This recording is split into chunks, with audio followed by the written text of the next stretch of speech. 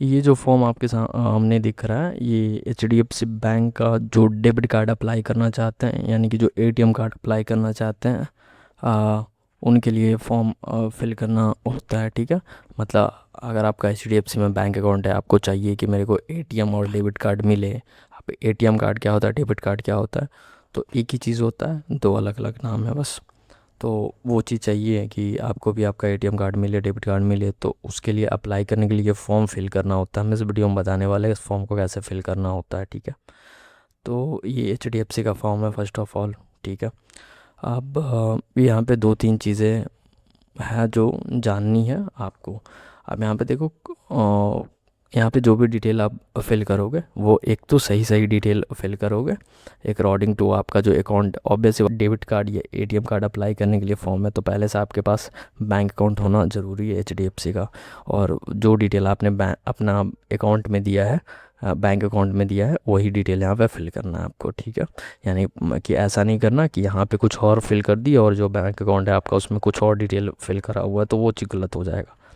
दूसरी बात कि आपको यहाँ पे जो भी डिटेल आप फिल करोगे वो बड़े अक्षरों में फिल करोगे, यानी कि कैपिटल लेटर में फिल करोगे। मैं क्या करना चाहता हूँ, तो आप जो भी डिटेल फिल करोगे, सपोज आपको ए लिखना है, तो आप ए ऐसे बड़े अक्षरों में लिखोगे, ना कि ऐसे छोटे अक्षरों में लिखोगे। समझ रहे हो मैं ये बोल रहा हूँ? चलिए देखते हैं कि इस फॉर्म को कैसे यहाँ पे देखना है आपको। यहाँ पे आपसे पूछा जा रहा है फुल नेम, तो यहाँ पे आपका जो भी नाम होगा वो चीज़ यहाँ पे आपको लिखना है। फिर आपसे पूछा जा रहा है कस्टमर आईडी, तो यहाँ पे आपको कस्टमर आईडी लिखना है। फिर आपका जो अकाउंट नंबर है, वो चीज़ यहाँ पे लिखना है आपको।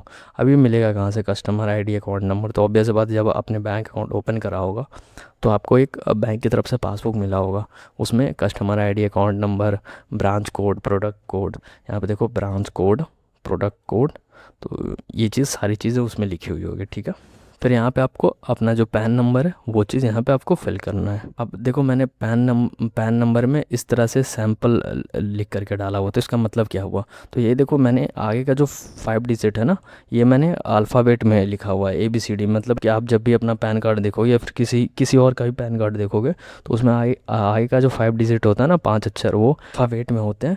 और फिर आगे का जो 4 डिजिट होता है वो नंबर में होता है, और लास्ट का 1 डिजिट अगेन अल्फ़ाबेट में होता है। ठीक है, तो ऐसा ही कुछ आपका पैन कार्ड होगा, वो चीज़ आपको फिल करना है यहाँ पे। अब यहाँ से देखो आपसे पूछा जा रहा है एड्रेस यहाँ पे। ठीक है, आपको क्या फिल करना है, तो एड्रेस आपका फिल करना है यहाँ पे। तो मैं चाहता हूँ ना कि मेरा जो बैंक अकाउंट में जो एड्रेस है वही एड्रेस यहाँ पे रहे। तो यहाँ पे मैं ये चाहता हूँ, अगर आप भी ये चाहते हैं तो इस पर आप टिक करोगे। यहाँ पे मैंने टिक करके रखा हुआ है, इस पर आपको टिक करना है, फिर इसको आपको खाली छोड़ देना। अगर आप ऐसा नहीं चाहते हो तो फिर इस पर आप टिक करोगे और ये चीज़ आप फिल करोगे। आपसे पूछा जा रहा है आपका फ़ोन नंबर, यहाँ से आपको पूछा जा रहा है आपका ईमेल आईडी। अब बेसिकली आप अपना एड्रेस जो अपडेट करना चाहते हो ना, उसके लिए ये है। फिर यही जो एड्रेस है ऊपर वाला, यही मेरा परमानेंट एड्रेस रहेगा, तो यहाँ पे आप टिक कर सकते हो। ठीक है, फिर इन सबको आपको फिल नहीं करना। फिर यहाँ पे आ जाते हैं, आपसे पूछा जा रहा है डेबिट कार्ड के बारे में। ठीक है, तो आपको डेबिट कार्ड, ऑब्वियस बात है इस फॉर्म को फिल ही इसलिए कर रहे हैं ताकि हम लोग को डेबिट कार्ड या एटीएम कार्ड चाहिए।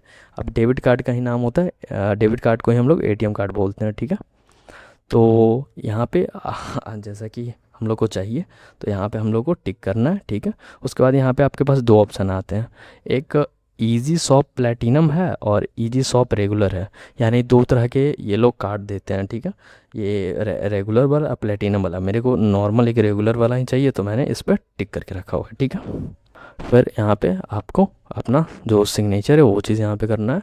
फिर यहाँ पे आपको अपना नाम लिखना है। फिर उस दिन का, जिस दिन आप इस फॉर्म को फिल करोगे, उस दिन का यहाँ पे डेट आ जाएगा। अब देखो आय का जो 2 डिजिट होगा, यानी 2 अक्षर होगा, वो दिन होगा यानी डे होगा। फिर 2 डिजिट मंथ होगा, और लास्ट के 4 डिजिट ईयर होंगे। ठीक है, अब इस चीज़ को आपको फिल नहीं करना, ये बैंक यूज़ के लिए है, तो इसलिए मैंने क्रॉस करके रखा हुआ है।